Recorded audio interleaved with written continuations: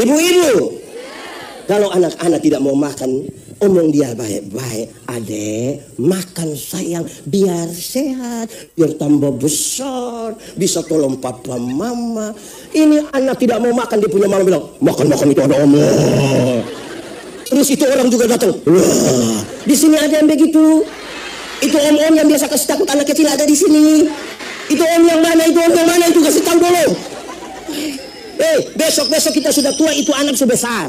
Dia kasih takut kembali kita. Apa yang kamu tidak mau orang perbuat kepadamu, jangan perbuat kepada. Aduh. Jemaat. Kalau malam-malam itu anak belum bisa tidur, jangan kasih takut dia.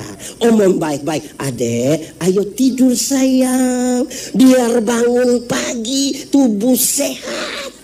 Ini anak tidak mau tidur, dia punya papa mama sepakat kasih mati lampu.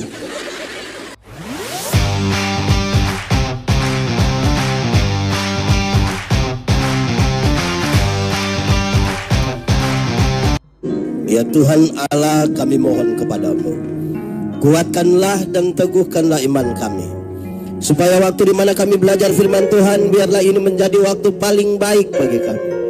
Tuhan, kami berdoa, Tuhan jauhkan semua penggoda pencobaan, baik di dalam kami, baik di sekitar kami, supaya dalam damai sejahtera-Mu kami belajar firman Tuhan. Berkati bibir mulut hamba-Mu yang berdosa ini, berkati semua orang yang Tuhan bawa dan menyiapkan hidup mereka untuk pemberitaan firman. Kami rindu pada firman. Berfirmanlah bagi kami Tuhan, di dalam nama Yesus, firman yang hidup itu kami berdoa. Amin. Bapak Ibu Saudara-saudara, Shalom. Tema kita hari ini tema nasional. Kita baca sama-sama 1, 2, 3. Itu kurang kuat itu. Coba kuat sedikit. 1, 2, 3. Marilah sekarang. Pembacaannya saya ajak kita merenungkan bagian ini ulang dari Injil Lukas pasal 2 ayat 8 sampai 15. Injil Lukas pasal 2 ayat 8 sampai 15 yang sudah dapat katakan amin. Amin betul? Dia tidak buka Alkitab juga amin. Itu tipu dan pasti dia tidak ikut ke Bethlehem. Injil Lukas pasal 2 ayat 8 sampai 15. Gembala-gembala. Di daerah itu ada gembala-gembala yang tinggal di padang menjaga kawanan ternak pada waktu malam. Tiba-tiba berdirilah seorang malaikat Tuhan di dekat mereka dan kemuliaan Tuhan bersinar meliputi mereka dan mereka sangat ketakutan. Lalu kata malaikat itu kepada mereka, jangan takut, sebab sesungguhnya aku memberitakan kepadamu kesukaan besar untuk seluruh bangsa. Hari ini telah lahir bagimu juru selamat, yaitu Kristus Tuhan di kota Daud. Dan inilah tandanya bagimu, kamu akan menjumpai seorang bayi yang dibungkus dengan lampin dan terbaring di dalam palungan. Dan tiba-tiba tampaklah bersama-sama dengan malaikat itu sejumlah besar bala tentara sorga yang memuji Allah, katanya, kemuliaan bagi Allah di tempat yang maha tinggi, dan damai sejahtera di bumi di antara manusia yang berkenan kepadanya. Setelah malaikat-malaikat itu meninggalkan mereka dan kembali ke sorga, gembala-gembala itu berkata seorang kepada yang lain, marilah kita pergi ke Bethlehem untuk melihat apa yang terjadi di sana, seperti yang diberitahukan Tuhan kepada kita.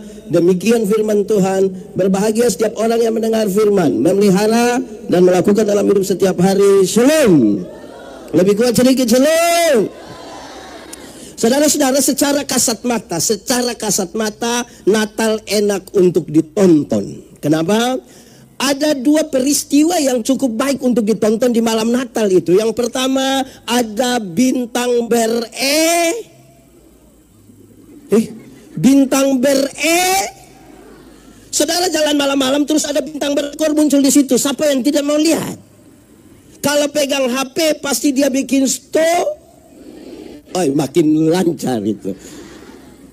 Peristiwa kedua dalam teks tadi menarik. Dia bilang begini, ada malaikat menyanyi di padang belantara. Malaikat itu bukan manusia, tapi kalau digambarkan seperti manusia, kalau perempuan cantik kok tidak? Cantik kok tidak? Kalau laki-laki cantik kok tidak? Suara bagus kok tidak?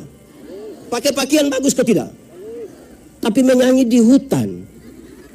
Muka bagus, suara bagus, pakaian bagus, menyanyi di...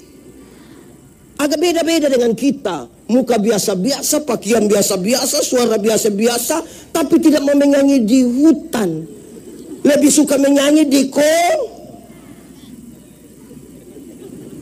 Ada orang yang tahu menyanyi tapi tidak pernah menyanyi di gereja.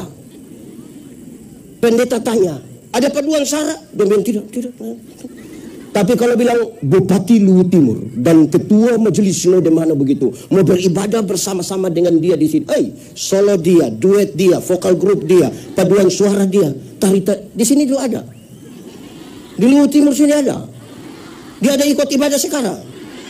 Laki-laki atau perempuan itu? Itu dia pun nama karunia makam puji. Ini susah ikut ke Bethlehem. Nah, dua peristiwa ini enak untuk ditonton. Tapi saya mau bilang pada saudara-saudara di bagian pertama, Natal bukan tontonan. Sama-sama 1, 2, 3. Kasih tahu kawan di sebelah, 1, 2, 3. Natal bukan tontonan. Pendeta, kalau Natal bukan tontonan, lalu Natal itu apa? Natal itu tuntunan. Sama-sama 1, 2, 3. Natal itu, kasih tahu kawan di sebelah, 1, 2, 3. Natal itu tuntunan apa? Tuntunan yang menuntun kita berjumpa dengan Kristus bayi Natal. Kalau saudara merayakan Natal tapi tidak dituntun berjumpa dengan Kristus bayi Natal, saudara hanya membuat sebuah perayaan tontonan. Dan saya mau bilang pada saudara demi nama Tuhan, teman-teman yang event organizer lebih hebat bikin perayaan tontonan dibanding kita ini. Kita dituntun. Nah sekarang, tunggu dulu. Nah selanjutnya, lalu tuntunan bagaimana? Saya mau ingin kasih tahu lebih. Natal bukan sekedar tuntunan, tetapi sekaligus Natal itu tantangan. 1, 2, 3. Kasih tahu kawan di sebelah, 1, 2, 3. Natal itu pendeta, lalu kita hari ini apa? Tantangan kita adalah tema kita. Baca sama-sama, marilah kita pergi ke Bethlehem. Itu tantangan kita. Nanti sebentar penjelasan berikut. Tapi itu tantangan kita adalah tema kita. Nanti apa itu Bethlehem, pergi buat apa di sana, sebentar kita bicara. Tapi itu tantangan. Dan hari ini ketika kita merayakan Natal ini input. Pakai bahasa Kupang bilang, kamu sudah rayakan Natal jadi?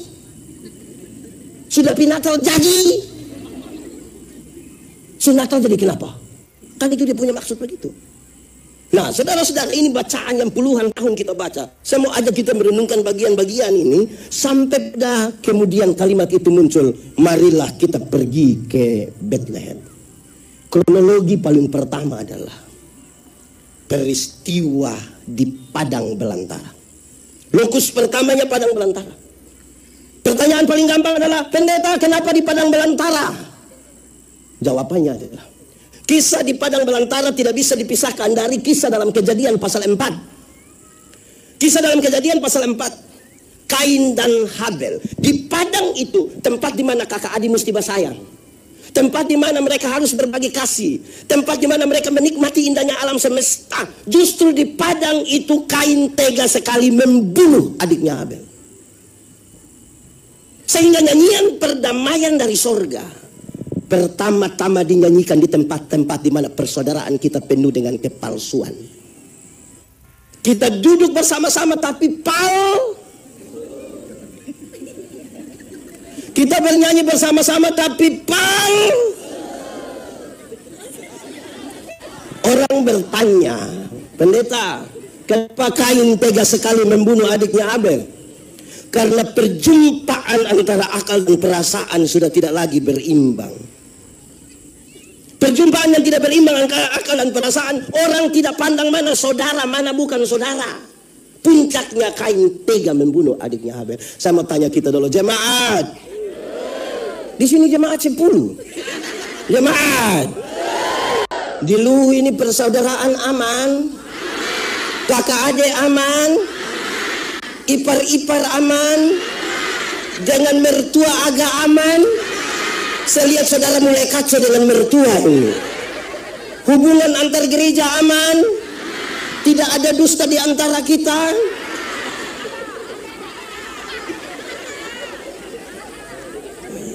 nyanyian perdamaian dari surga pertama-tama dinyanyikan di tempat penuh masalah persaudaraan. Apalagi pilkada baru lewat. Coba angkat tangan yang pendukung nomor 8.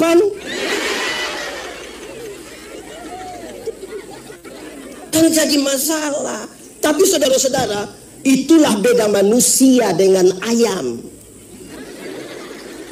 Manusia diberikan akal dan perasaan. Ayam itu ada otak atau tidak? Tapi ayam tidak pakai otak. Makanya tidak ada sekolah untuk atau di luar ada sekolah untuk ayam.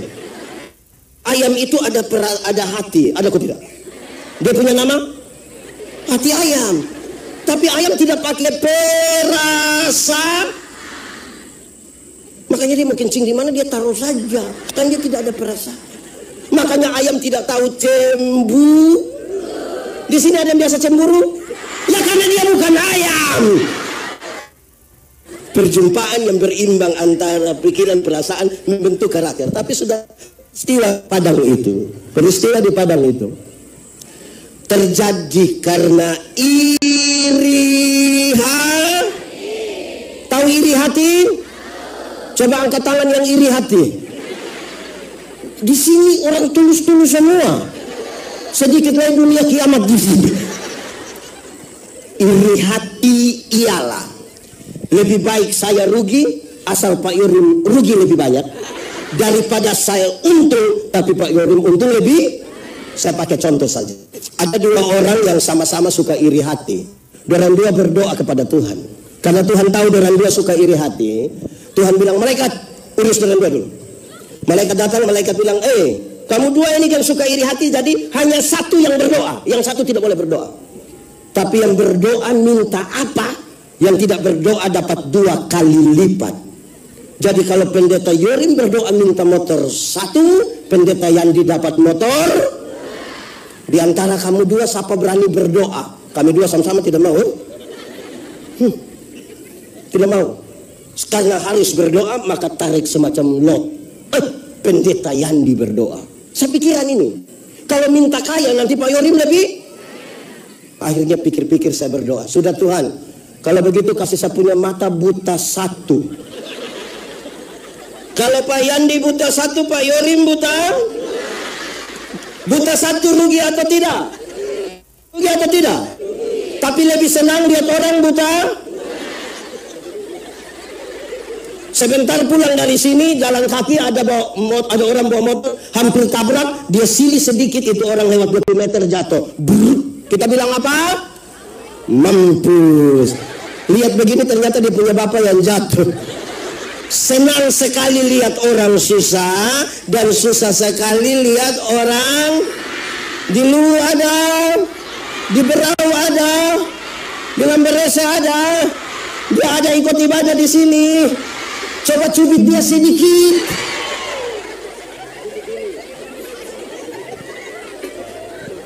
Orang yang macam begitu itu orang lain yang beli kulkas, dia yang kedinginan di rumah. Ada begitu. Dia paham apa? Lama-lama orang lain yang beli motor, dia yang tidak tidur di rumah. Dia bilang istri, mama, yuk coba cek dulu. Cek apa? Dia kredit ke cash. Orang punya urusan. Ada juga yang begitu di sini. Betul-betul ada. Ada ikut ibadah. Dia pakai baju warna. Hati-hati jawab hitam hati-hati. Nah, itu peristiwa di Padang Belantara. Peristiwa di Padang Belantara. Dia lokus pertama di Padang. Tapi yang kedua, berita apa di Padang itu? Ada malaikat datang. Berita apa yang disampaikan? Ini kronologinya bilang begitu sampai nanti kita mau pergi ke Bethlehem. Kalimatnya bilang begini. Ada 2 kalimat yang menarik yang disampaikan pada waktu itu. 1, jangan takut. Sama-sama 1, 2, 3. Kasih tahu kawan di sebelah 1, 2, 3. Melihat mereka semua ada ketakutan. Berita yang pertama bilang jangan. Saya mau bilang pada saudara, jangan takut itu berita Injil. Injil itu pembebasan. Supaya mereka yang tinggal dalam ketakutan ketakutan akan bangkit dan hidup lagi. Pembebasan. Tapi kan, ada banyak orang Kristen, ada banyak gereja masih suka kasih taku orang. Apalagi menjelang Natal. Dia orang suka bawa film neraka, diputar di kampung-kampung. Orang kampung nonton film neraka tuh, aku neraka tuh pendeta. Hei, saya tidak pusing dengan neraka. Minimal pendeta mesti tahu. Saya tidak tahu tidak apa-apa. Kenapa? Kalau saya harus masuk surga bukan karena ketakutan di neraka, tapi karena Kristus mati bagi saya. Saya melayani di banyak rumah sakit. Ada oma-oma tua sekali. Kita pergi, kita berdoa. Oma, iya pendeta. Kita berdoa ya. Iya, tapi pendeta doa habis oma mati. Tapi oma mati masuk surga. Terus kita jelaskan sendiri sedikit. Terus dia bilang, pendeta mati hari ini atau besok sama saja. Tuhan yang memberi, Tuhan yang mengambil. Terpujilah nama Tuhan. Bahkan di lembah kekelaman, di lorong-lorong maut, dia siap berhadapan dengan kematian. Supaya kalau ada anak muda datang ke saya, dia bilang begini, pendeta Yandi, saya rasa saya manusia paling berdosa di dunia. Pendeta Yandi bilang, Adi, pendeta juga orang berdosa, tapi cinta Tuhan lebih besar dari kita dua punya kesalahan. Itu Injil. Bayangkan kalau ada anak muda datang kasih tahu, pendeta Yandi, saya rasa saya manusia paling berdosa. Iya, saya lihat engkau punya muka berdosa ini. Saya lihat ini. Engkau kalau tidak bertobat, kaki tangan akan patah buang semua. Berita apa itu? Di sini ada yang biasa kasih takut orang. Ingat, yang biasa kasih takut orang itu setan. Injil itu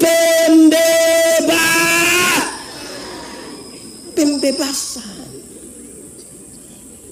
Saya mau tanya ibu-ibu dulu. Ibu-ibu, kasih makan anak umur 2 tahun gampang atau susah? Kenapa susah? Dia lari-lari kan? Dia lari-lari begitu ikut dia punya papa atau dia punya mama? Dia kejar, sudah setengah jam terus dia punya mama bilang begini, ini anak tidak bisa mengerti orang tua sedikit. Anak umur 2 tahun suruh mengerti dia punya mama yang 40. Ibu-ibu, kalau anak-anak tidak mau makan, omong dia baik-baik. Adek, makan sayang biar sehat, biar tambah besar, bisa tolong papa mama. Ini anak tidak mau makan, dia punya mama bilang, makan itu ada omong. Terus itu orang juga datang, wah, di sini ada yang begitu. Itu om-om yang biasa kasih takut anak kecil ada di sini. Itu om yang mana, itu kasih tahu dulu. Besok kita sudah tua, itu anak sudah besar. Dia kasih takut kembali kita. Apa yang kamu tidak mau orang perbuat kepadamu, jangan perbuat kepada. Aduh. Jemaat, kalau malam-malam itu anak belum bisa tidur, jangan kasih takut dia. Omong baik-baik, adek, ayo tidur sayang, biar bangun pagi tubuh sehat. Ini anak tidak mau tidur, dia punya papa mama sepakat kasih mati lampu. Setelah mati lampu, dia punya bapak keluar lewat pintu belakang menuju jendela kamar. Dan dengan yakin sekali dia punya bapak garuk jendela. Dia punya mama sengaja kaget. Hah, itu. Om, adek sudah tidur om. Ini keluarga tipu-tipu. Tidak bisa ikut ke bed. Di sini ada keluarga yang tipu-tipu begitu. Tipu-tipu anak kecil tapi sedikit-sedikit bilang, darah Yesus berkuasa. Tuhan Yesus toh. Jemaat, Injil itu ada 2. Ada berapa? 2 kalau pakai bahasa Indonesia bilang, ya 2. Pakai bahasa Inggris, bahasa lu, jam 2. Ya, Injil itu ada 2. 1, mati masuk surga. Sama-sama. Untuk apa badan bagus-bagus, pakaian ketat-ketat, hidup kaya raya, mati masuk neraka. Kurus-kurus, susah-susah, lemah-lemah, mati masuk surga. Mana yang baik? Badan bagus-bagus, kaya raya, mati neraka. Susah-susah mati masuk surga. Mana yang baik? Mana yang baik? Dua-dua tidak baik. Yang bagus itu badan bagus-bagus, pakaian ketat-ketat, hidup kaya raya, mati masuk. Kita saja ini yang Tuhan baru kasih sedikit kepercayaan, sudah lupa Tuhan. Dulu belum ada kios, keliling semua gereja yang ada di Luwuk berdoa. Minta kalau Tuhan berkenan ada tempat usaha. Tuhan izinkan dia ketemu satu petugas koperasi. Dapat. Oh, di sini kenal petugas koperasi dulu. Kenal. Harian atau mingguan? Nah, sudah buka kios. Hari Minggu tidak gereja. Pendeta datang tanya, "Pak, kenapa tidak gereja?" "Nanti kios siapa jaga?" Ada begitu di sini? Dia pun kios, nama kios apa itu manusia begitu? Tuhan baru kasih kios, belum kasih tambang nikel. Baru kasih kios, lupa Tuhan. Dulu belum lulus polisi, belum lulus tentara, masih honor di ASN. Honor apalah itu. Itu berdoa di semua pendeta, minta Tuhan berkenan biar kita diterima, amin, haleluya. Diterima, langsung bikin syukuran. Gaji pertama untuk Tuhan. Gaji 3 sampai hari ini yang sudah tidak lagi. Yang pertama. Terus mulai cari alasan menolak pelayanan. Tidak mau jadi penatua, diaken, pekerja gereja, tidak mau. Alasan hanya satu kata, apa itu?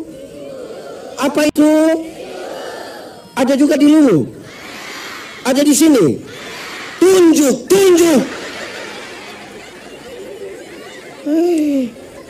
Mati masuk. Itu pertama. Kedua, Injil yang kedua. Dia mau kasih tahu begini. Saya tanya kita, tolong jawab. Surga lebih baik atau dunia lebih baik? Surga lebih baik atau dunia lebih baik? Yakin surga lebih baik? Amin. Mantap. Kalau begitu siapa mau pergi sekarang? Coba angkat tangan yang mau pergi sekarang ke tempat yang lebih baik itu. Coba angkat tangan. Kalau sampai ada yang angkat tangan, kemungkinan besar dia ada masalah dengan petugas koperasi.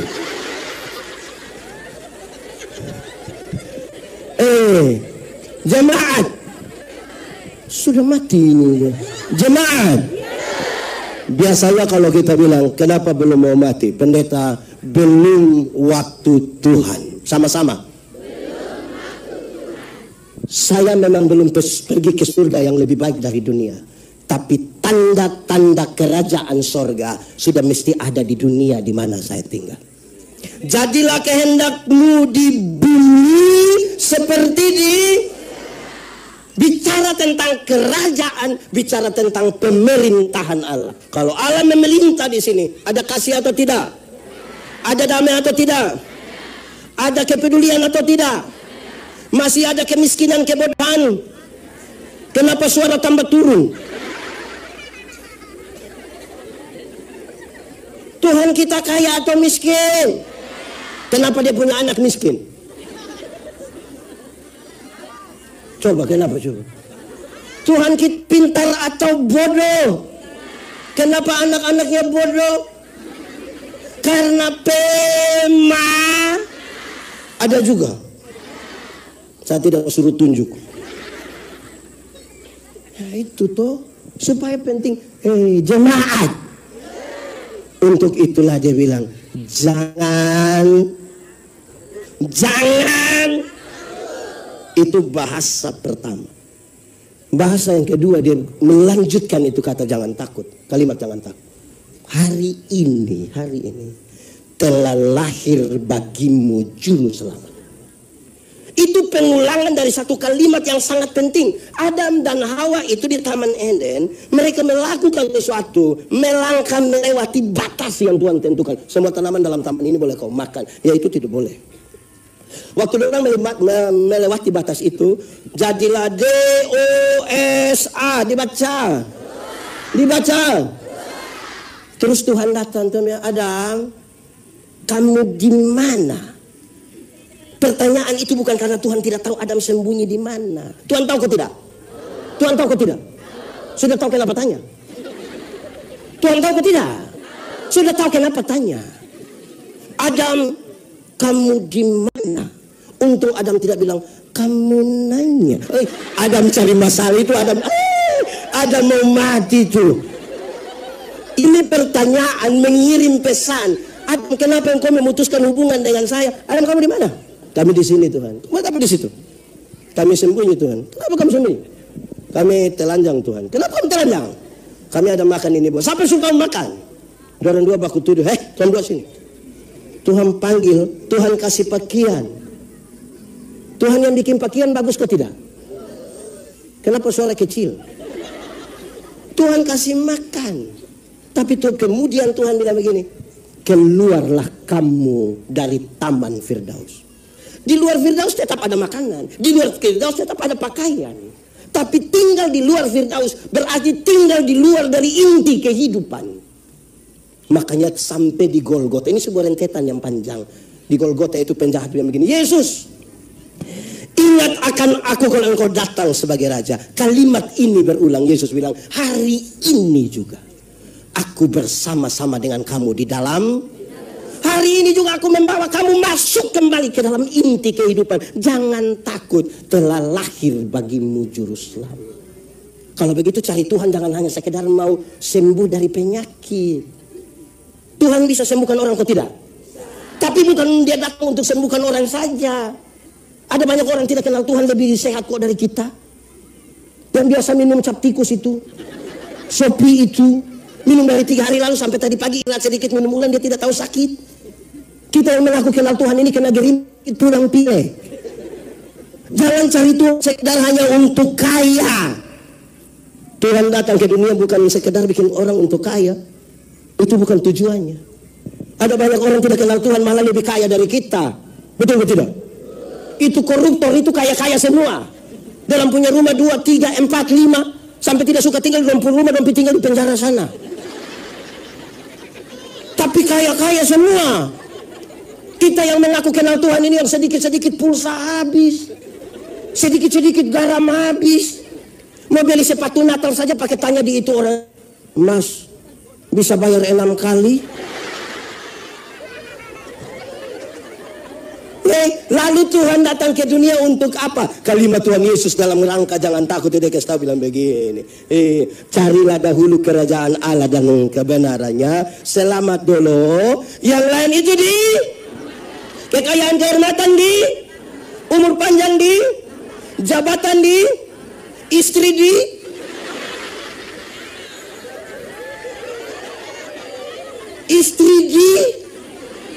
ibu-ibu sudah merah dalam muka. Gitu. Nah, itu beritanya, itu berita Injilnya. Kronologi pertama Lukasnya, kronologi kedua adalah beritanya. Tapi sekarang kepada siapa? Gembala. 1, 2, 3. Sama-sama kita tahu dalam masyarakat Palestina, gembala itu orang yang tidak bisa dipercaya. Suka tipu dan suka bertengkar, rampas lahan untuk kepentingan pakan ternak. Pertanyaannya, yang duduk semua ini bisa dipercaya? Satu berita yang luar biasa disampaikan melalui orang yang tidak bisa Kenapa suara hilang? Ini semua bisa dipercaya?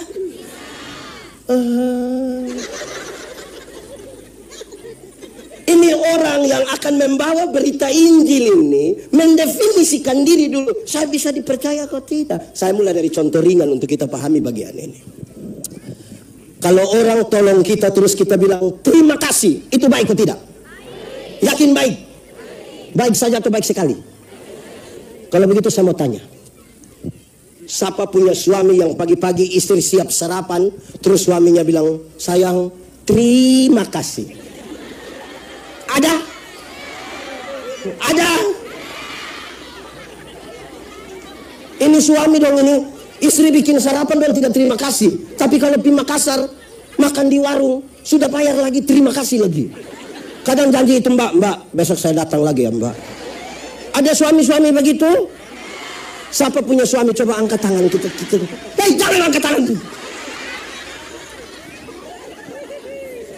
Nah, terus setelah dengar khotbah ini, suami pikir betul, ini pendeta yang diomong betul ini. Sebentar pulang, istri siap makan malam dengan yakin sekali.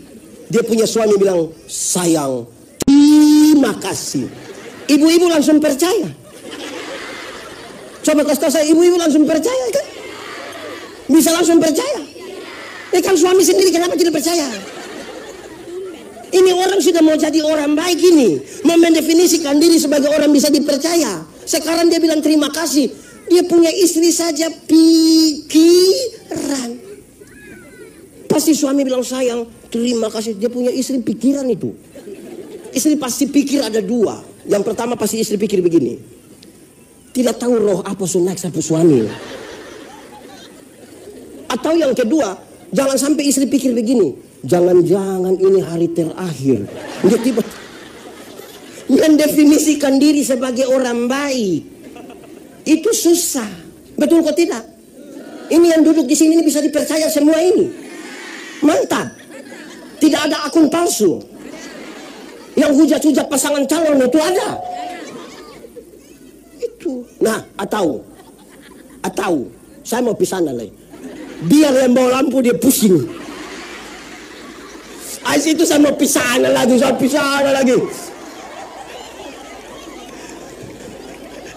Oke. Jemaat. Misalnya ada ASN yang suka terlambat. Ada. Banyak di Luhut Timur. Terima gaji juga. Memang itu manusia. Terus dia biasa terlambat ini. Biasa masuk kantor jam berapa? Jam 1. Jam berapa masuk kantor di Luhut? 7.30. Dia suka terlambat, datang jam 9. Terus setelah dengar khotbah ini, terus dia bilang begini, betul. Sebaiknya kita jangan terlambat. Saya harus berubah. Hari Senin dia pergi 6:30. Paling duluan. Terus saudara sampai, saudara bilang, Bapak, baru 6:30. Iya, saya mau datang, saya mau berubah setelah dengar khotbah. Saudara percaya? Ini orang yang sudah niat hati baik-baik ini, saudara percaya? Atau ada yang bilang, hari pertama. Jadi mendefinisikan diri sebagai orang yang bisa dipercaya itu susah. Betul kok tidak? Suami-suami di Luhut ini bisa dipercaya? Dorang punya HP pakai pola yang tidak rumit. Ada suami yang dia punya HP masih pakai sidik jari, kontak mata. Dia polisi. Rahasia negara apa yang tidak boleh diketahui oleh istri?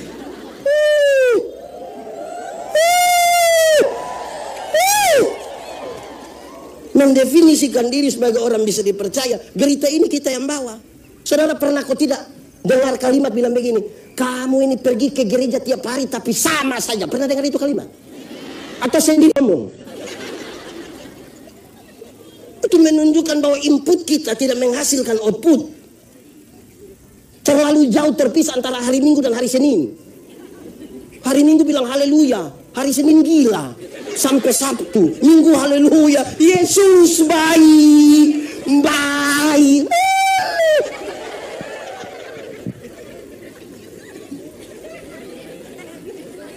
Tidak bisa dipercaya. Saya kelihatan sungguh-sungguh sekali. Kedua, dorang tukang tipu. Saya mau tanya dulu, jemaat. Tipu boleh kok tidak? Tipu boleh kok tidak?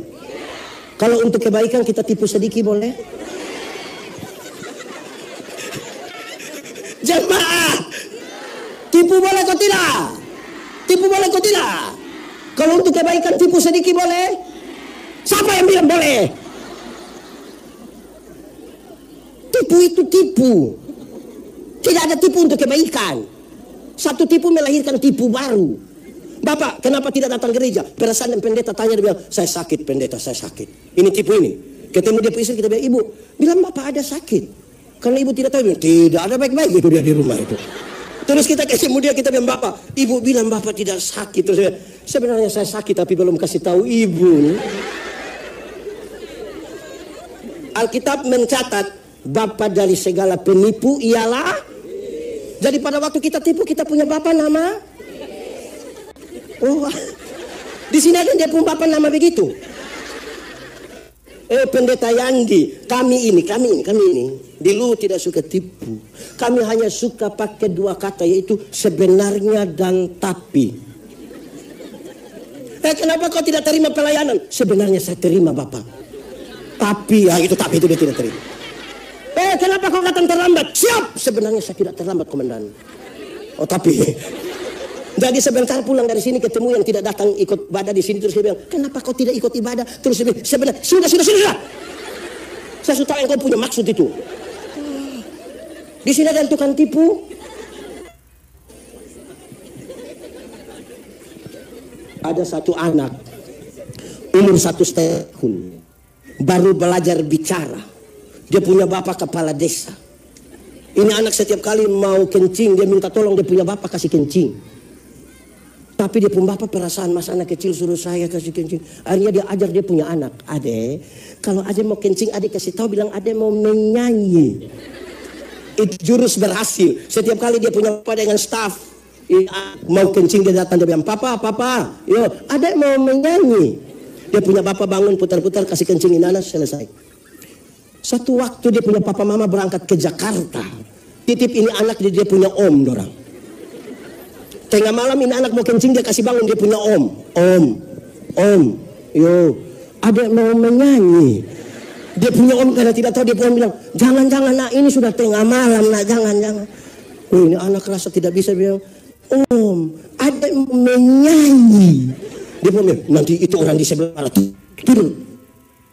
Cek, ini anak rasa sudah tidak tahan, dia bilang, om, Ade sudah tidak bisa. Ada harus menyanyi sudah. Dia punya om juga sudah kasihan, dia punya om bilang, sudah nak kalau begitu ada menyanyi pelan-pelan di om punya telinga. Ini anak bangun dia kencing di dia punya om punya telinga. Saya mau tanya dulu, siapa yang salah? Om atau bapak? Bapak atau om? Om atau bapak? Bapak atau om? Kenapa bapak yang salah?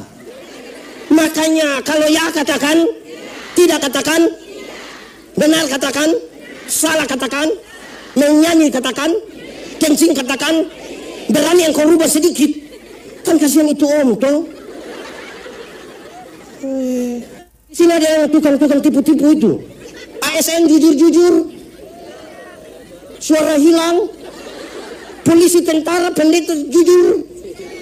Kan ini refleksi toh, beta juga. Jemaat. Mau tahu kami pendeta-pendeta ini baik, kalau tidak jangan tunggu waktu kami berkhotbah, itu baik semua. Coba tinggal dengan kami di rumah 2 minggu saja, jelas. Ini itu tantangan ini. Amin kok. Ini belum ke Bethlehem, masih di rumah pelayan, masih di pastori, ini belum sampai Bethlehem. Hancurkan. Oke, itu kronologi kedua, berita.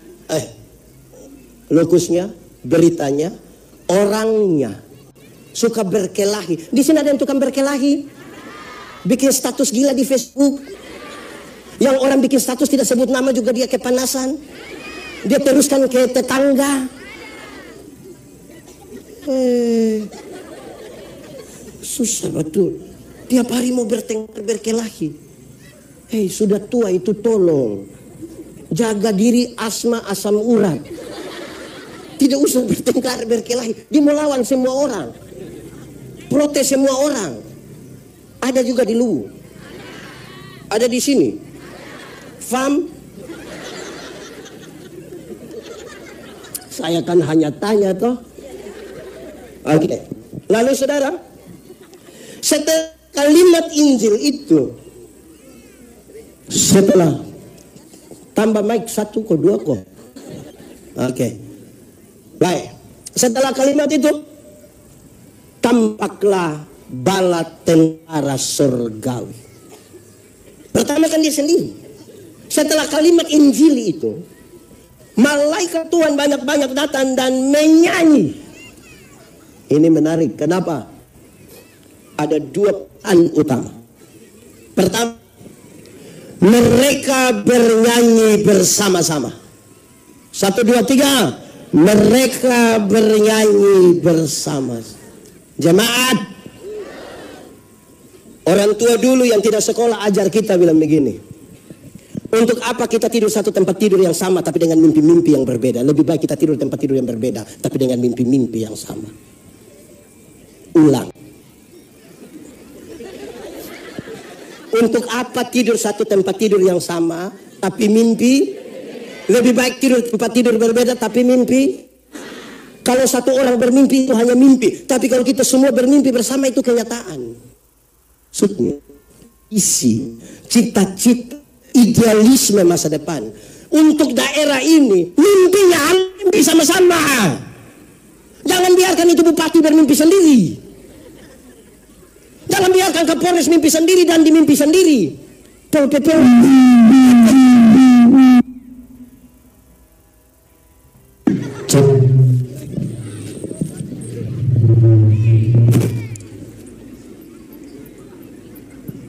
Makasih.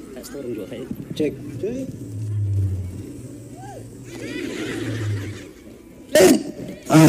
Saudara,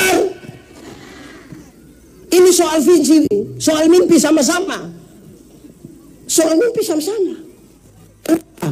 Kita bisa. Cek. Ini barang tidak mau mimpi dan saya.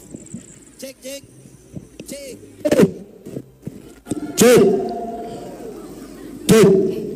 Sudah. Oke, saya meminta jawab. Cek. 4 langkah ke belakang. Cek.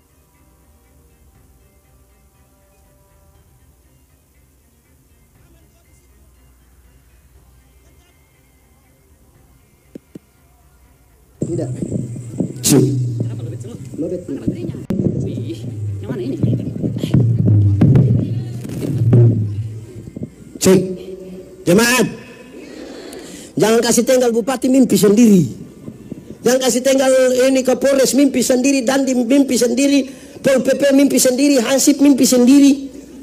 Ini harus mimpi bersama-sama. Karena itu segera pergi tidur sudah. Supaya bisa mimpi. Apa yang ingin saya mau bilang? 2. Pertama, peringatan. Kalimat ini tidak bermaksud supaya suami-suami pulang ke sana istri bilang, tadi pendeta Yandi bilang, untuk apa tidur sama-sama tapi mimpi beda. Jadi mama yang penting kita dua tidur berbeda tapi mimpi sama. Saya tidak maksud itu. Tapi yang kedua, ingat, banyak kali kita teman-teman pendeta ini duduk sama-sama, baju hitam sama-sama, kolar putih, gereja Tuhan, menyembah Tuhan. Tapi kita punya hati tidak tulus. Kita sulit membangun mimpi bersama. Satu pendeta menghujat pendeta yang lain, satu gereja menghujat gereja yang lain. Kenapa? Karena kita lagi bertengkar di luar dari kemuliaan. Nanti sebentar saya bicara tentang kemuliaan salib. Karena lagunya mengatakan begitu. Serius ini. Kenapa? Menyanyi bersama-sama itu tidak gampang. Murid Tuhan Yesus itu ada berapa? Itu banyak atau sedikit? Lebih banyak orang di Luhuk atau murid Tuhan Yesus? Murid Tuhan Yesus yang 12 saja. Ada orang yang nelayan-nelayan kecil di Galilea. Petrus, Yakobus, Yohanes, Andreas. Tapi ada pejabat seperti Lewi. Anak muda seperti Yohanes.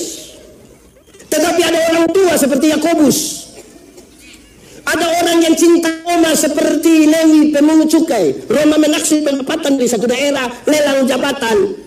Lewi ambil, pungut dari masyarakat, makan dari pungutan itu dan kirim ke Roma, mengabdi kepada Roma. Tapi ada Simon orang Selot yang anti Roma, mau bikin revolusi besar untuk menghancurkan Roma. Dorang 12 saja berbeda-beda. Bagaimana membangun mimpi bersama? Apalagi gereja begini banyak. Apalagi TNI, Polri begini banyak. Mengelola sebuah perbedaan ini bukan persoalan gampang. Tuhan tidak memanggil kita untuk seragam. Dia memanggil kita untuk menjadi satu, bukan menjadi seragam bukan 100.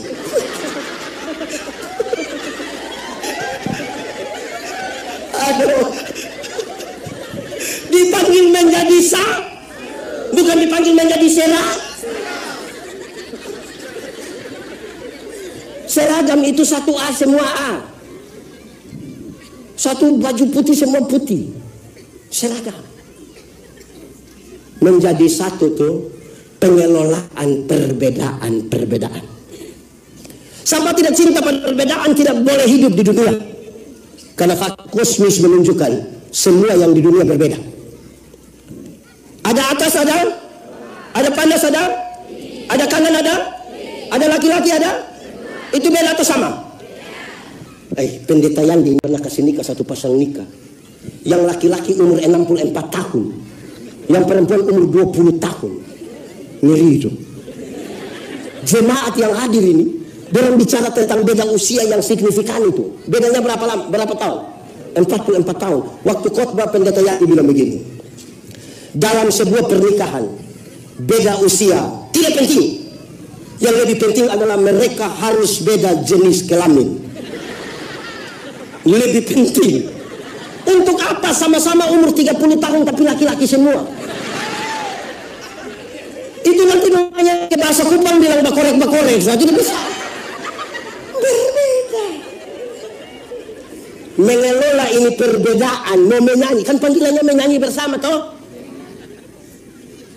Itu harus ini saudara tahu kan video ini beredar luas. Ketika saya bilang begini, mengelola perbedaan itu harus seperti makan kolak. Tahu kolak? Pernah makan kolak? Nah, kolak terdiri dari apa? Pisang, ubi, santan. Sudah jadi dia punya nama? Kolak. Sudah jadi kolak. Kita makan pisang, masih rasa pisang atau tidak? Masih. Tapi ada cita rasa baru yang ditambahkan sebagai bagian dari sebuah kebersamaan. Tidak ada upaya untuk saling menghilangkan. Masih bisa kumpul di satu tempat nama periuka, pancika, tupperware-ka. Tapi beda-beda toh. Harus ada yang polisi, ada yang ASN, ada yang ibu rumah tangga, online terus. Keluar. Ya toh. Atau siapa di antara kita dia mau makan kolak, dia pergi makan pisang di sana. Pindah lagi makan ubi di sana. Pindah lagi minum santan di sana. Baru terakhir dia duduk di atas kompor di sini, kan tidak begitu? Beda tidak apa-apa. Kumpul pendeta-pendeta banyak ini mantap, tapi kita berefleksi. Ada gereja yang suka menuduh, gereja di dorang itu tidak ada roh, itu tidak ada. Di kita yang roh sampai keluar. Separuh keluar lewat jendela, separuh keluar. Jangan begitu dong. Kita ada anak orang pulang dari Makassar bawa baju 4. Anak pertama langsung bilang, papa terbaik. Anak kecil sini. Mana yang kita punya anak? Semua kan berbeda. Cara Tuhan berjumpa dengan seorang ibu rumah tangga beda Tuhan berjumpa seorang pendeta. Cara Tuhan berjumpa seorang polisi beda Tuhan berjumpa seorang tentara. Beda Tuhan berjumpa seorang ASN. Supaya perjumpaan yang berbeda karena Tuhan sangat besar itu. Waktu orang berkumpul begini bercerita tentang perbedaan itu kita mengatakan ternyata Tuhan kita luar biasa dalam perjumpaan ini. Menyanyi bersama. Untuk menyanyi bersama, tolong jaga itu suara 1, 2, 3 dan tolong jaga kapan masuk. Jangan kita menyanyi mulai sebelum hai dunia tunggu sedikit kita semua. Jangan terlalu bikin diri inti. Berkhotbah. Saya berkhotbah di satu acara, ada ribuan orang hadir. Menurut khotbah ada kesaksian. Ada ibu satu bilang begini, waktu itu antara tidur atau tidak tidur, dia dibawa oleh malaikat ke surga. Surga itu bagus. Saya bilang, oh betul bagus. Dia jalan-jalan, terus dia lihat ada ruangan satu. Dia coba lihat, itu ruangan terdiri dari mulut-mulut semua. Mulut. Tahu mulut? Dia tanya malaikat, malaikat, kenapa itu ruangan mulut-mulut semua? Terus malaikat bilang, oh itu mulutnya pendeta-pendeta. Kenapa malaikat bilang begitu? Pendeta itu khotbah bagus, jadi mulut masuk surga, tapi kaki tangan di neraka semua. Saya tersinggung. Pas khotbah, saya bilang, ibu, kita selesaikan yang tadi. Saya bilang, ibu tahu pisau? Tahu. Coba ibu ambil pisau, iris ibu punya jari kelingking. Sudah berdarah, coba ibu cek. Sudah berdarah, coba ibu bilang begini, sudah rasa.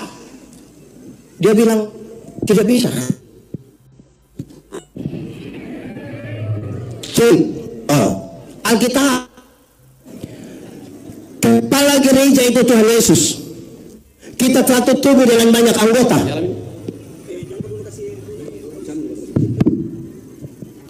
Cek. Kepala gereja.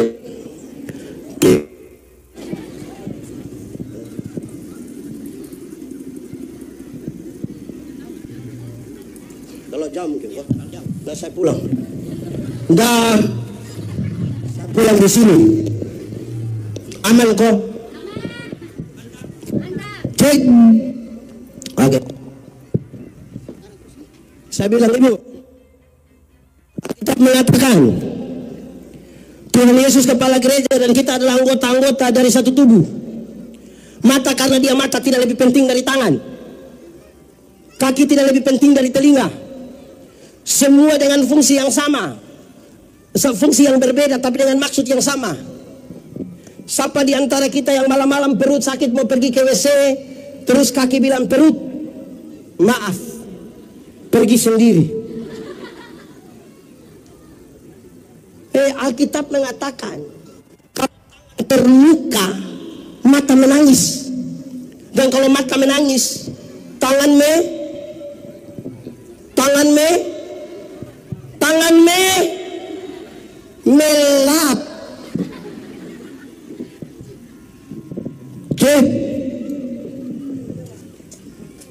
Karena itu kita semua penting, ibu. Jadi kalau mau masuk surga, mulut, kaki, tangan, perut, masuk semua. Ibu jangan bikin pengajaran sesat. Masa mulut sendiri masuk dan itu mulut pendeta? Ibu hati-hati. Itu pertama. Tapi nyanyian ini isinya begini. Kemuliaan bagi Allah, damai di bumi. 1, 2, 3. Damai di. Tidak boleh ada satupun kemuliaan manusia yang melebihi kemuliaan Allah. Tidak boleh ada satu manusia pun yang oleh karena alasan tertentu merampas kemuliaan Allah. Tidak boleh. Bertalenta dan berkarunia seperti apapun kita, tidak boleh. Saya kita gemit gereja Masih Injili di Timur. Kami punya periodisasi itu 4 tahun. Boleh 2 periode di satu tempat, 3 periode di satu klasis atau wilayah. Ini jemaat dorang ini jemaat dong ini. Kalau dorang suka satu pendeta, ada yang pergi di kantor sinode bilang begini, sinode, jangan kasih pindah dulu kita punya pendeta. Kenapa? Kami sementara membangun. Oh, dia kepala tukang.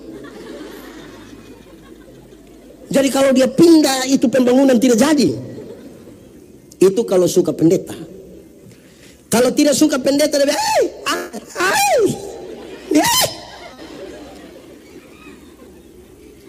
ada juga di Luwu. Di jemaat mana itu? Aneh itu. Ada, saya mau tanya loh, di Luwu ini ada satu jemaat yang pendeta 2-3 orang, adakah? Ada kok tidak? Yang satu jemaat pendetanya ada 2 atau 3 ada? Ada kok? Ini jemaat dong, ini kadang suka pilih-pilih pendeta. Betul. Dia orang baca di warta. Yang pimpin gereja pertama jam 7 pagi pendeta ini. Dia bilang, aduh. Setan. Ini mau menyanyi bersama ini. Kemuliaan manusia sudah lebih tinggi kemuliaan Allah. Nah, sekarang bagaimana? Saya jelaskan. Kenapa pendeta saling menghujat, gereja saling menghujat? Kalau kita lagi bertengkar sesuatu di luar dari kemuliaan salib. Alkitab mencatat dengan sangat baik. Tuhan Yesus tidak mati konyol di atas kayu salib, tapi dia dimuliakan supaya kita yang terputus hubungan dengan Allah disatukan kembali. Ada satu lagu lama, ini lagu terlalu tua, mungkin hanya orang tua yang tahu lagu, tapi kita menyanyi. Kalau saudara masih ingat, menyanyi ulang. Kalau tidak ingat, belajar ulang. Pada satu bukit, jauh dari sini, jauh dari sini, lihat salib, lihat salib, Tuhan berdiri. Sepotong kayu kasar, sepotong kayu tanda dosa besar, tanda dosa besar. Di sana Tuhanku, di sana Tuhanku telah mati. Ku datang pada salib itu, ku datang pada salib itu. Ku kenangkan cinta Tuhan, ku kenangkan cinta Tuhan. Ya, ku jatuh pada kakinya, ya ku jatuh pada kaki. Sana ku dapat ampun dosa, sana ku dapat ampun dosa. Kenapa ada orang sombong? Karena dia sudah melihat ke kiri dan ke kanan. Dia membandingkan siapa lebih bagus dari siapa. Tidak akan ada orang yang memandang pada salib itu dan menyombongkan dirinya. Tidak ada. Kalau hari ini saudara bertanya kepada Tuhan, Yesus, apakah engkau mengasihi aku? Seberapa besar engkau mengasihi aku? Dia tidak menjawab saudara. Kalau saudara tanya, seperti apakah engkau mengasihi aku? Dia tidak jawab. Tapi dia merentangkan tangannya di kayu salib dan mati bagi saudara dan saya. Kalau orang datang pada salib itu, kesombongan tidak ada. Di sini ini ada yang sombong, golongan 2 mah sombong, gaya. Ada yang honor maupun sombong. Ada baru calon pendeta sombong. Ada pendeta kepala botak sombong. Janganlah. Rendahkan diri. Sedikit kita mau menyanyi sama-sama tuh. Rendahkan dirimu supaya bisa menyanyi sama-sama. Mau jalan bersama-sama. Jangan ada kepalsuan di antara kita. Ingat, semua yang kelihatan baik belum tentu dibangun di atas motivasi yang benar. Saya datang, saya bisa bilang slow, dia bilang slow. Kita sudah lewat berseparuh bilang Saya khotbah di banyak bank di Indonesia. Saya bilang begini, ini ibu-ibu yang kerja di bank ini cantik-cantik semua. Mau lihat jauh atau lihat dekat, orang cantik semua. Pakai baju gagah-gagah lagi. Kerja di ruangan tertata rapi lagi, ber-AC lagi. Kita pergi di bank ini macam tidak mau pulang. Macam mau lihat terus, mau lihat terus. Baru naik tangga terakhir. Dengan santun sekali orang bilang begini, selamat siang, ada yang bisa kami bantu?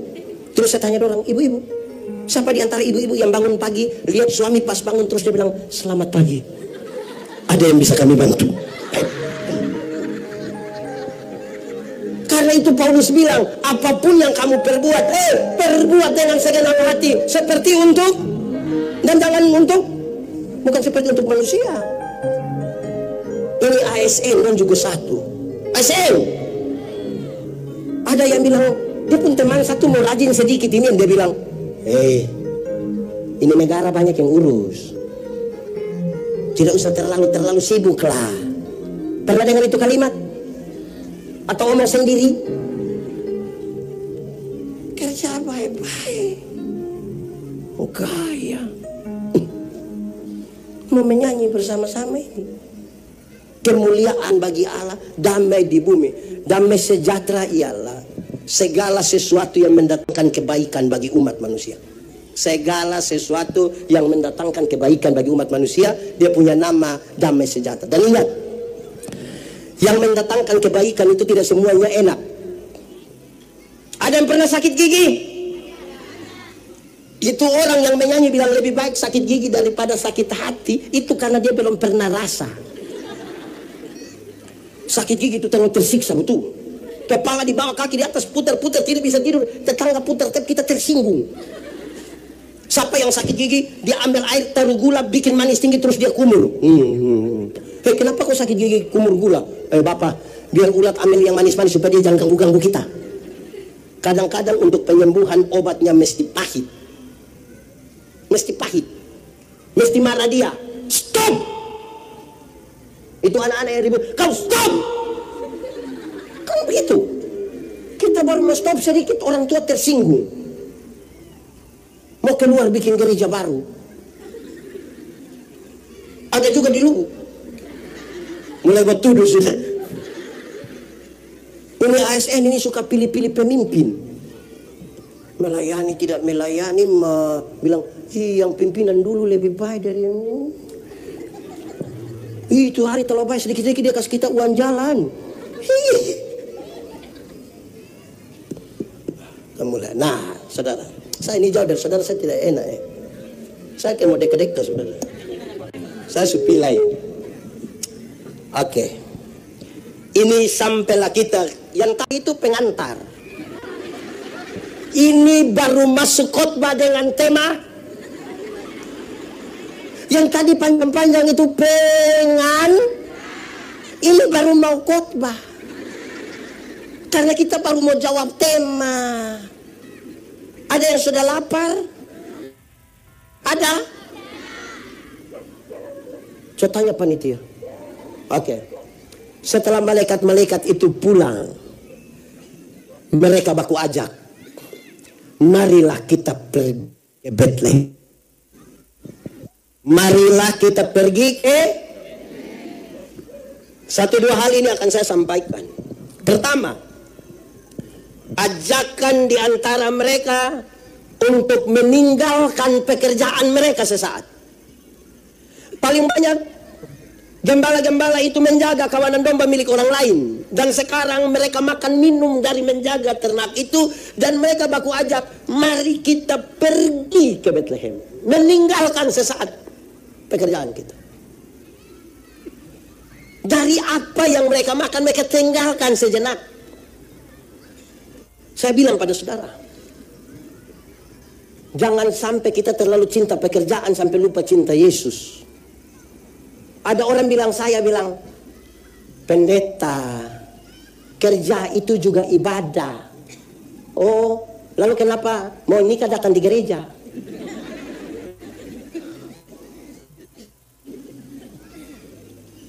Kerja, ibadah.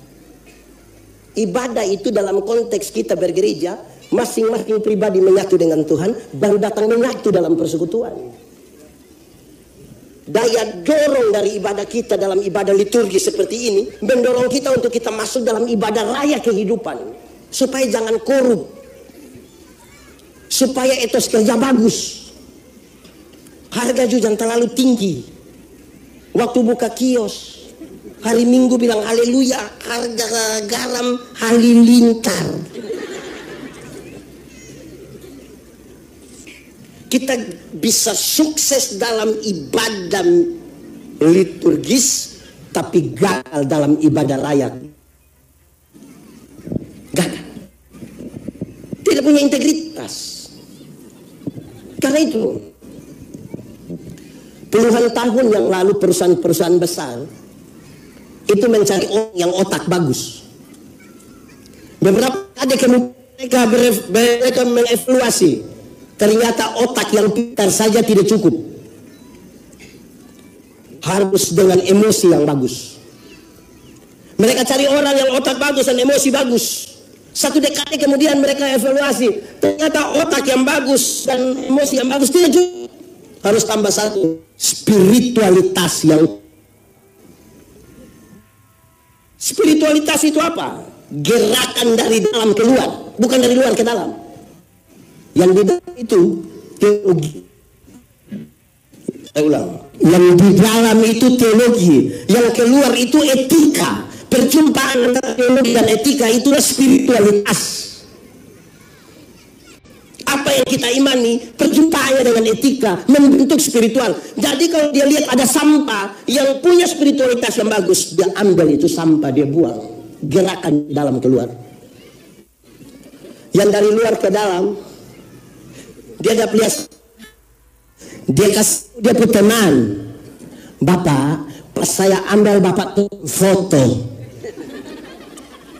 habis muat di Facebook baru tulis kebersihan adalah bagian dari iman, pencitraan.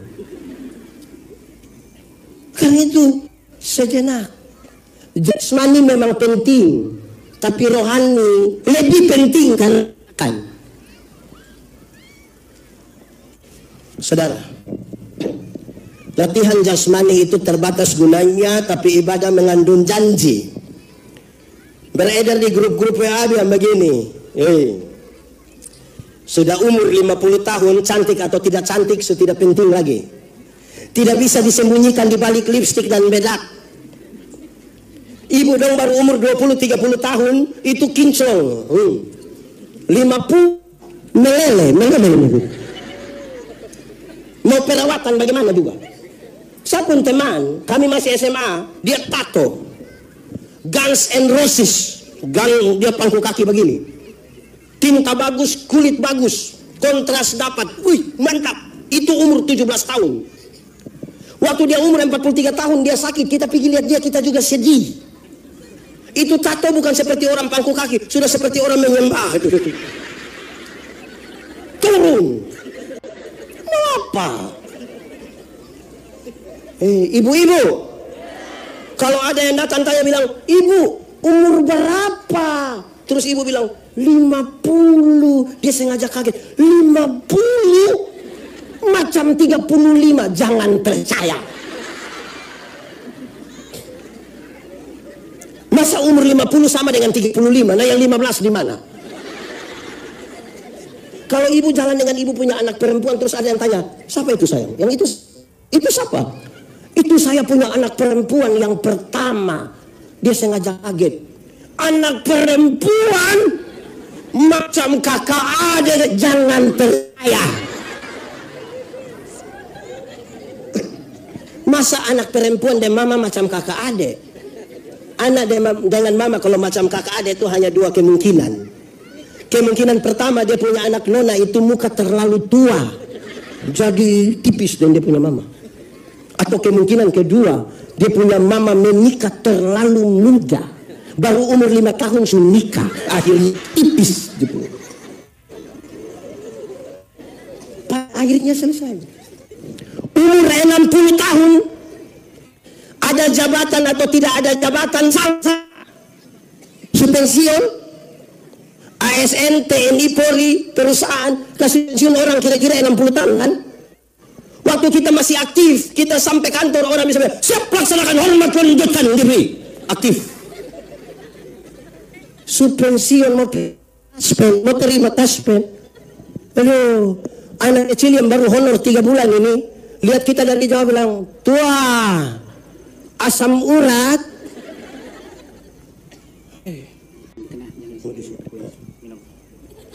Maksudnya, bukan. Kita marah. Duduk di rumah pensiun, hari Jumat bilang saya pi kantor dulu, pi kantor. Mau lihat anak-anak sekian lama, 1 tahun, 2 tahun pensiun belum pilih ada orang. Saudara kira dong ada senang mau sambut saudara. Turun dari otot, turun dari motor, turun dari ruangan dia bilang, siapa? Hantu.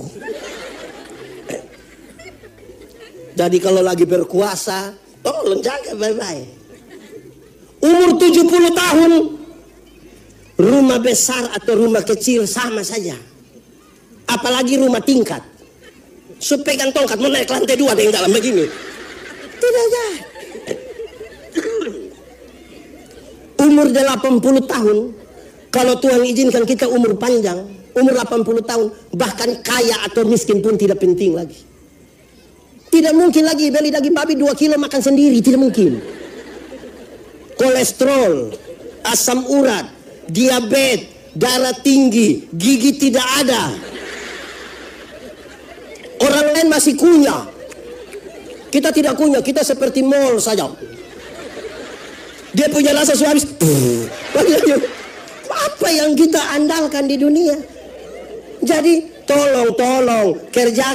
Ada orang ini yang dia sibuk dengan tidak wajar di kantor. Orang lain masih sempat ganti pakaian seragam, dia tidak ganti. Istri tanya kenapa? Sibuk. Orang begitu dia tahu menjadi kaya, tapi tidak tahu cara menikmati. Dia tahu cara mengumpulkan uang yang banyak, tapi tidak tahu menjadi bahagia. Akhirnya saya suka bilang, kumpul uang banyak-banyak tapi tidak pernah jalan-jalan ke Surabaya. Satu saat di Surabaya dia telepon, pendeta, yo saya di Surabaya, enak kok pesiar. Tidak pendeta, terus saya di rumah sakit Dr. Sutomo, pendeta. Sudah terujukan baru. Gaya. Jadi marilah sesaat kasih tinggal itu pekerjaan, panggil istri kau berdoa. Panggil suami, pegang istri punya tangan, omong dia, mama, mungkin ini hari terakhir. Tapi omong, dulu kita perjuangkan istri setengah mati toh. Istri ada tinggal di Makassar, kita di sini tiap hari pergi pulang. Sudah nikah kita sia-siakan dia lagi. Tolong jaga. Bahkan tanggal kita mau nikah, babi yang tidak tahu apa-apa saja ikut mati gara-gara kita punya pernikahan. Aduh tolong. Tolong bikin bapak. Nah, tapi pesan berikut ini menarik. Saya tambah 2 pesan. Sebenarnya banyak, tapi saya semua pulang. Ada 2 pesan tambahan. Sebenarnya ini teks ini ada beberapa pesan, tapi sudah pendeta lain tambah di tanggal 24. Marilah kita pergi ke Bethlehem. Sama-sama kita tahu Bethlehem itu asal katanya adalah bait laham, rumah roti, rumah makan. Ajakannya bilang, mari kita pergi ke rumah makan. Saya ini pendeta jemaat. Kadang-kadang saya heran. Ada ibadah syukur di situ. Pendeta pergi. Waktu ibadah orang sedikit. Pas makan. Banyak kok sedikit. Ini pendeta bisa ajak salah ini. Dia lebih dapat lihat makanan daripada lihat ibadah. Ada yang suami istri tinggal dekat itu rumah. Istri bilang, kok sudah siap habis. Istri bilang, papa, mari. Suami bilang, masih ibadah. Dia mau pikir. Ada juga di Luwu. Ada di sini. Nah, dia duduk di sini atau di situ? Aneh, hati-hati yo. Ini ada bapak-bapak. Bapak-bapak. Dorang su bagus, sudah ada vokal grup kaum bapak. Tapi ada 2 tapi. Tapi pertama, latihan sampai jam 2 subuh. Sampai istri mesti marah-marah kalau dia pulang. Ada itu bapak-bapak di sini. Itu tapi pertama. Tapi kedua, titip pesan lewat istri atau anak, kasih tahu itu pendeta, vokal grup kaum bapak menyanyi setelah khotbah. Kenapa? Belum lengkap. Mau lengkap bagaimana pulang jam 3? Habis menyanyi langsung pulang. Aduh, kalau tidak keluar merokok di luar. Ada tuh bapak-bapak di sini. Yang masuk di dalam tapi duduk di luar, ada. Marilah kita ke Bethlehem. Jangan sampai orang dapat lihat makanan bukan Tuhan. Ada itu. Doa itu bicara dengan Tuhan. Amin. Mesti baik toh? Tapi coba ikut gereja. Pendeta bilang, saudara-saudara, mari kita satu hati dalam doa syafaat. Pas separuh tutup mata, separuh bilang,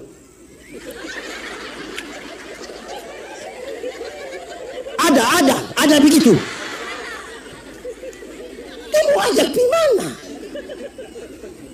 ada syukuran. Pendeta khotbah. Pendeta bilang, Bapak Ibu Saudara-saudara, bersama dengan keluarga kita menyatu dalam doa syukur. Pas mau doa, ibu-ibu semua ke dapur. Baku ajak, mari Jo. Sampai di belakang yang ketua dapur itu bilang, siap sudah. Ku tadi suka panas, padahal hanya kacang berenebon. Orang ibadah dia kasih tinggal. Ada ibu-ibu yang jadi tukang kepala dapur di sini ada. Mana itu ibu yang mana itu? Itu ibu yang mana? Ibu yang mana itu? Ibu stop sudah, stop. Nanti sebentar baru bilang, ada yang Maria, ada yang Marta. Aduh, stop ibu stop. Jadi, ibu minta maaf ibu. Mari kita pergi ke Bethlehem. Oke. Itu kacang berenebon itu memang kacang masalah betul. Dari zaman Yakub sampai ini hari hanya itu kacang saja. Yang bikin orang meninggalkan ibadah. Tagal itu kacang itu. Sebentar ada. Memang repot juga. Nah, ada orang yang ibadah duduk di luar. Pendeta ada lihat ini, dia jalan keluar terus. Tapi pas mau terima berkat, pulanglah saudara-saudara ke dalam hidup dan tugasmu dengan selamat. Arahkanlah hatimu pada Tuhan dan terimalah berkat Tuhan. Dia cepat-cepat masuk langsung. Ada di luar, ada yang begitu. Yang sepanjang khotbah duduk di luar pas mau terima berkat. Lama-lama kita doa serahkan. Coba ikut ibadah sedikit. Ada bapak-bapak bagus ikut ibadah, tapi dia kasih tahu dia punya pengurus kaum bapak. Saya pergi tapi jangan suruh saya doa. Lalu bapak pi apa? Susah itu. Bethlehem. Jangan sampai orang lihat, maka ingat jemaat. Kita semua ini akan mati dengan kesan. Pendeta Yandi kalau mati orang bilang, aduh itu pendeta yang kepala botak itu. Aduh kasihan dia mati. Kalau ada yang cerewet sekali mati, orang bilang itu pendeta terlalu cerewet. Kalau ada yang rapi sekali kita bilang itu pendeta terlalu rapi. Kalau yang mati itu orang yang disiplin sekali kita bilang itu orang terlalu disiplin. Nah, kalau yang mati itu suka bungkus makanan. Ada dulu, ada ibu-ibu. Tunjuk dia sedikit. Yang mati suka bungkus makanan itu pasti pendeta tanya, yang mana ya? Terus dia bilang, ada pendeta. Yang mana? Itu kalau kita sebut pasti pendeta tahu. Yang mana? Itu yang biasa berbungkus. Itu kalau jemaat. Kalau saya pendeta, saya bukan kita, saya pendeta yang itu gampang, dia punya satu lebih soft. Anak bungsu saya nama Jonathan, umur 8 tahun. Kalau pendeta Yandi pergi dan suka ini daging, pendeta Yandi langsung bilang, Jonathan paling suka ini.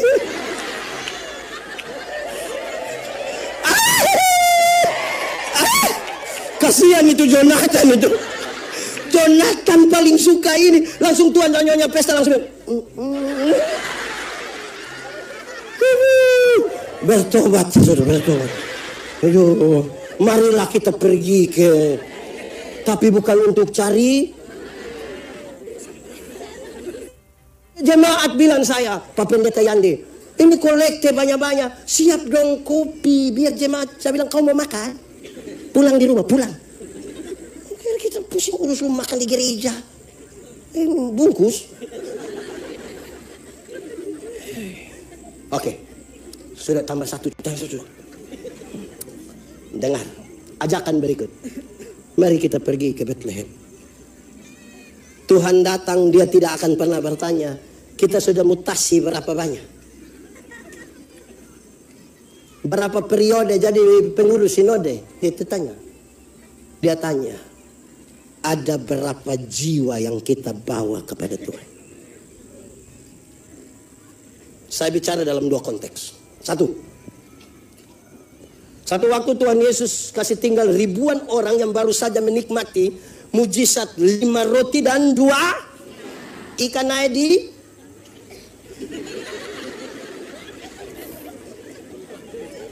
Ribuan orang, ada cerita kehebatan itu Tuhan Yesus kasih tinggal. Dia pergi ke Gerasa. Di Gerasa dia hanya akan berjumpa dengan satu orang yang kerasukan legion. Kalau kerasukan legion berarti dia kerasukan roh jahat, kira-kira 6.000 roh jahat. Berapa ribu? Bayangkan kita punya teman majelis, satu roh jahat jadi punya otak saja kita pusing. Ini 6.000. Ini orang terlalu jahat. Bagi orang lain dia jahat, bahkan bagi diri sendiri dia jahat. Injil Markus mencatat begini. Ketika Tuhan Yesus mau turun dari perahu, roh jahat itu bilang, Yesus anak Allah yang hidup, apa urusanmu dengan kami? Rupa-rupanya roh jahat juga kenal nama Yesus. Jadi kalau orang Kristen hanya kenal nama Yesus, kita belum lebih hebat dari roh jahat. Injil Markus bilang, di daerah itu ada penjaga-penjaga babi menjaga babi kira-kira 2.000 ekor. Mereka meminta supaya mereka masuk ke babi-babi itu. Tuhan Yesus biarkan. Matilah 2.000 ekor babi. Orang-orang kehilangan pekerjaan. Mereka kasih tahu orang di kampung, datang usir Tuhan Yesus. Apakah Tuhan Yesus tega membuat orang kehilangan pekerjaan? Tidak. Bahkan tidak sama sekali. Lalu kenapa dia biarkan itu 2.000 ekor babi mati? Dalam struktur budaya Yahudi, babi itu haram. Orang Yahudi tidak makan daging babi kan? Tapi yang haram itu mereka pelihara 2.000 ekor. Sementara ada satu jiwa hampir binasa mereka biarkan. Itu yang Yesus marah. Alangkah lebih baiknya ada 2.000 ekor babi mati daripada ada satu jiwa binasa. Sekarang coba hitung, kalau babi satu ekor harga 4 juta kali 2.000 berapa coba? Berapa? 8 M. M itu apa? Bukan menobe. Nah, gereja mana pernah alokasikan 8M untuk pekabaran Injil? Uang banyak sedikit, Bethlehem, rumah roti, pesta. Siapakah orang gila itu? Orang gila itu kemungkinan kita punya suami. Ini kasat mata, ini mama-mama lebih banyak dari bapak-bapak, betul? Ini mama janda semua?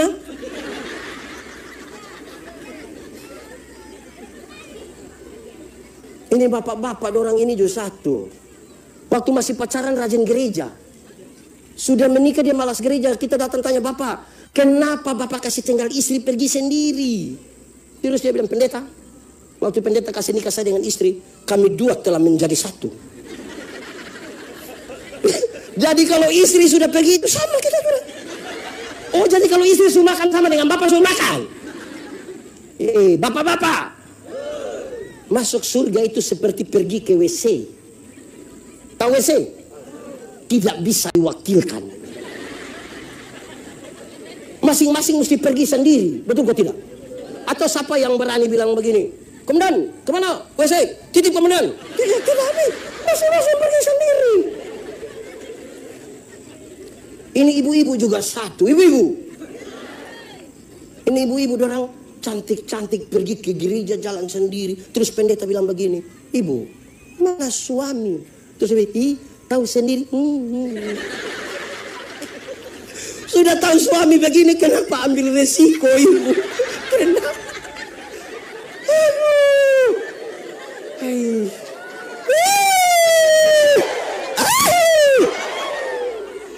Susah. Susah ini. Ini setan. Ada 2 rumah jauh dari gereja, dekat hutan. Yang satu punya anak laki-laki, satu punya anak perempuan. Yang punya anak perempuan kasih tahu yang laki-laki bilang, kakak, hari-hari Minggu begitu, tolong jemput kau punya adik perempuan antar ke sekolah Minggu ya. Ini anak laki-laki datang jemput.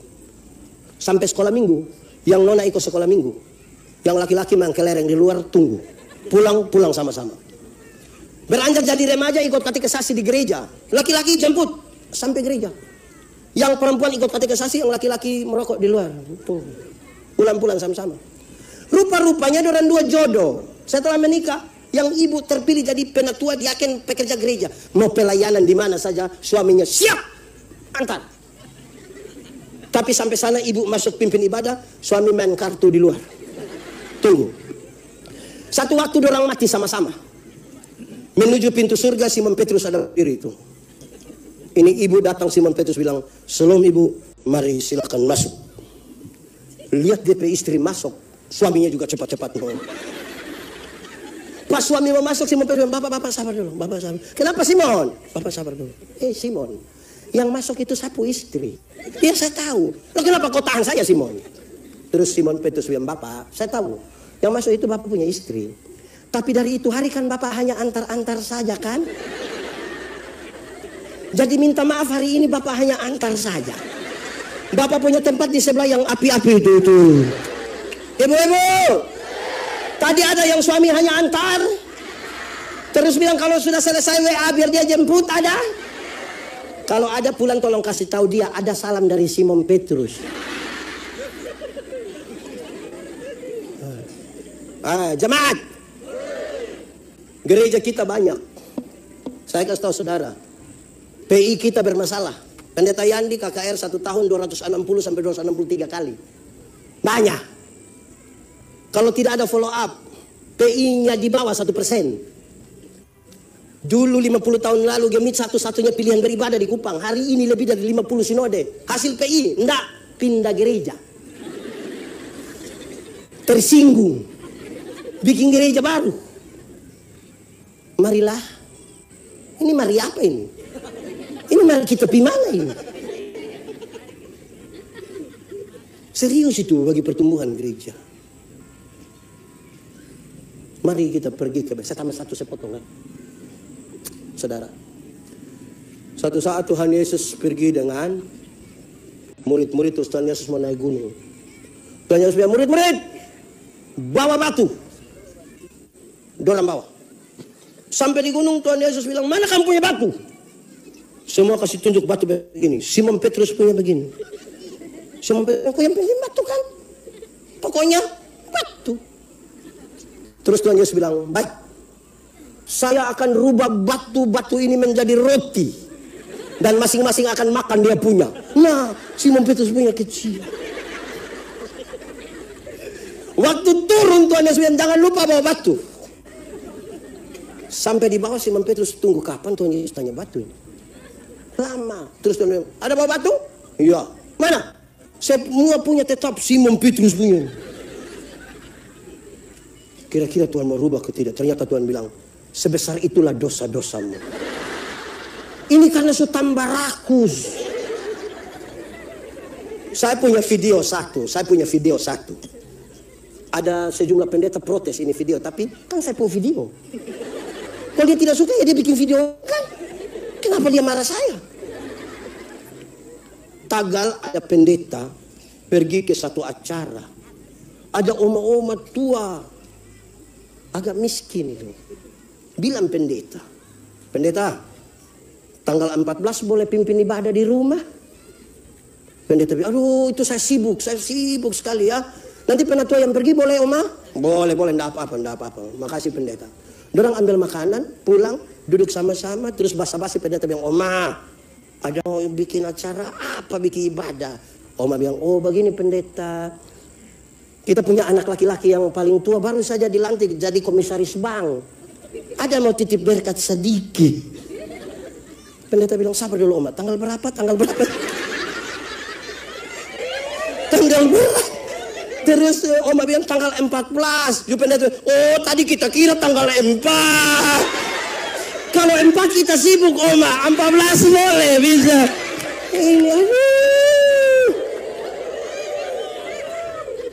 Untung di Luwu ada. Ini pendeta yang diomong. Saudara-saudara, ajak orang ke Bethlehem itu aja yang betul.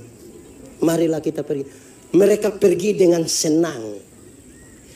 Senang pertama sebagai orang yang akan mengkonfirmasi berita dari surga itu pada apa yang akan mereka lihat. Senang. Tapi Alkitab mencatat mereka pulang dengan sukacita. Senang dan sukacita sama kok beda? Senang dan sukacita sama kok beda? Beda kok sama? Sama kok beda? Beda kok sama? Beda! Senang itu berurusan dengan kepuasan yang kita terima. Sukacita berurusan dengan sikap terhadap keadaan. Menyangkut senang, Alkitab berkata, ingat, ada waktu untuk senang, ada waktu untuk susah. Jadi kalau saudara sementara senang sekarang, ingat, sedikit lagi susah. Kalau saudara sementara susah sekarang, mungkin sedikit lagi mati. Kan kita juga tidak tahu mati kata. Tetapi menyangkut sukacita, Alkitab berkata, bersukacitalah senantiasa. Baik waktu senang, baik waktu. Kalau senang yang kita cari, dunia dapat berikan bagi kita. Uang yang banyak membeli kesenangan, tapi tidak membeli sukacita. Kalau sukacita yang kita cari, hanya bisa kita temukan di dalam. Marilah kita pergi ke Bethlehem. Saya tegur satu calon pendeta. Kami KKR, dia jadi pemimpin pujian 2 malam. Malam pertama habis evaluasi, saya bilang, hai kau calon pendeta, berhenti dengan kalimat-kalimat yang engkau ucap pertama itu. Stop! Dia bilang, apa pendeta? Stop! Pendeta umum kok. Terus saya bilang, masa kau bilang begini? Baik, Bapak Ibu Saudara, kita akan menyembah Tuhan dalam roh dan kebenaran. Mari kita siapkan hati kita. Yang datang dengan masalah, kita fokuskan semuanya kepada Tuhan. Saya bilang, hai, orang datang dari rumah bawa masalah, lu suruh kasih tinggal masalah di luar, dia datang ketemu dengan Tuhan, pulang dia bawa kembali masalah di rumah. Itu yang kau maksud.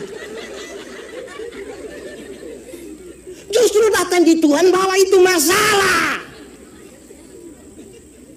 Kalau tidak bawa masalah ke Tuhan mau bawa kemana? Petugas koperasi. Kan petugas koperasi. Justru kita datang kepada Tuhan datang ada masalah. Tuhan saya ini, saudara punya masalah? Tidak usah omong. Saya lihat ini muka masalah. Masalah ialah kesenjangan antara harapan dan kenyataan. Kesenjangan itu yang kita mau datang kepada Tuhan. Banyak orang cari Tuhan untuk dapat senang. Banyak orang itu beribadah untuk senang, memuaskan diri. Saya punya 2 pengalaman kecil. Ini saya sudah berhenti. Saya khotbah di satu malam kunci tahun.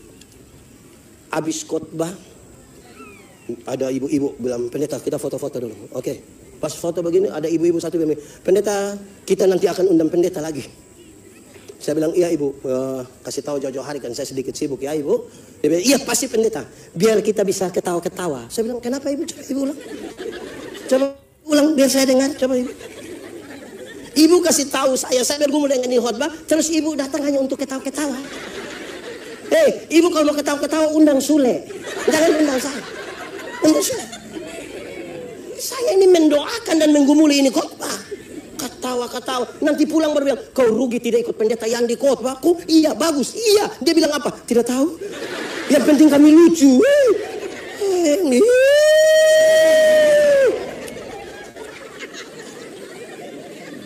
Itu ajak salah orang itu. Banyak jemaat bukan cari kemuliaan, cari kepuasan. Yang ajarkan cari kepuasan. Dia mau tersinggung toh.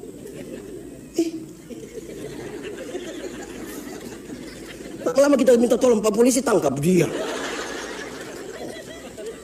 Kedua, saya pimpin satu KKR. Habis ada bapak-bapak datang yang saya pendeta, khotbah tadi bagus. Terima kasih banyak. Puji Tuhan, mantap. Hei, coba kita punya pendeta juga khotbah begini.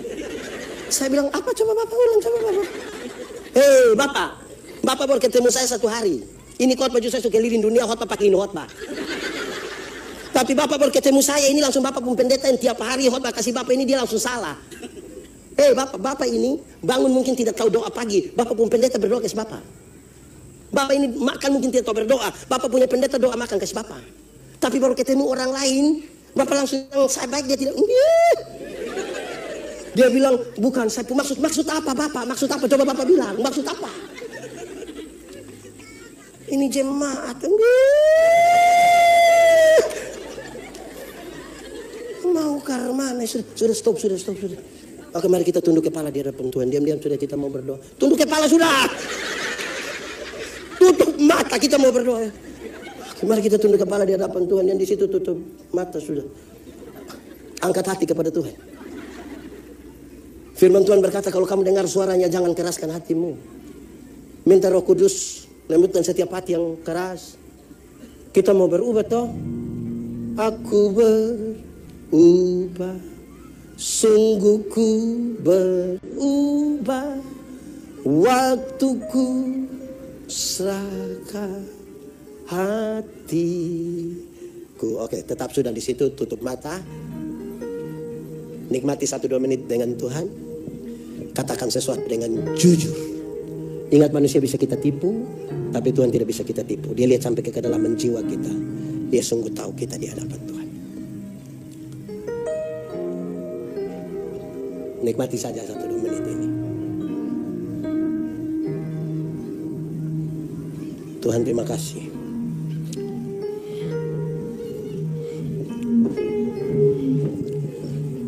Ya Bapa di surga, kami merenungkan firman-Mu. Dalam keterbatasan dan dosa kami, tapi kami meyakini kalau Tuhan di dalam kami dan kami dalam Tuhan, benih-benih firman-Mu akan bertumbuh dan berbuah dalam hidup kami. Kami rindu firman-Mu jadi pelita bagi kaki kami,